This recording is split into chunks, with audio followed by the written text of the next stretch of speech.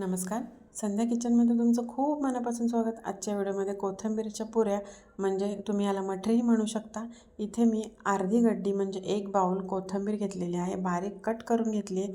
त्याच्यामध्ये आता अर्धा चमचा हळद घालायची, 2 चमचे मिरची पावडर घातलेली आहे मी, अर्धा चमचा जिरं आणि अर्धा चमचा ओवा घातलेला आहे मी याच्यामध्ये.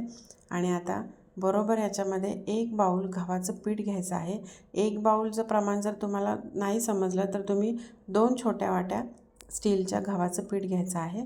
आणि आता त्याच्यामध्ये बरोबर मी 4 चमचे बेसन पीठ ॲड केलेलं आहे.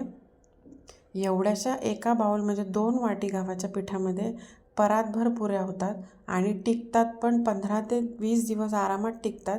आणि आता व्यवस्थित त्याच्यामध्ये आता मी चवीपुरतं शेवटी मीठ घातलेलं आहे.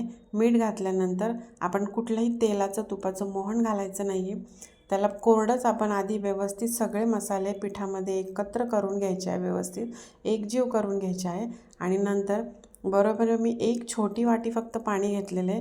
ह्या पुऱ्या बनवण्यासाठी पाण्याचं प्रमाण थोडंसं कमी घ्यायचं आहे आणि ते पण तुम्ही थोडंसं हळूहळू टाका, एकदम पाणी घालू नका.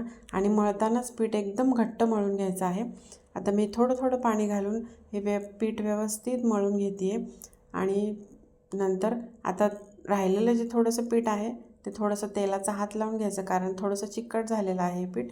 आणि आता तेल लावून झालं की थोडं कोरडं पीठ घालायचं आहे आणि छान मळून घ्यायचं आहे. आणि फक्त 10 मिनटं हे मुरत ठेवायचं आहे, म्हणजे व्यवस्थित छान पुऱ्या पण मस्त बनतात आणि मसाले पण एकजीव छान मिक्स होतात.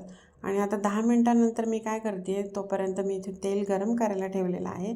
आणि ह्या पुऱ्या तुम्ही 2 प्रकारच्या बनवू शकता. एक तर तुम्ही जाड लाटला तर त्या नरम होणार आणि छान फुगतात ह्या पुऱ्या, जर तुम्ही जाड लाटल्या तर.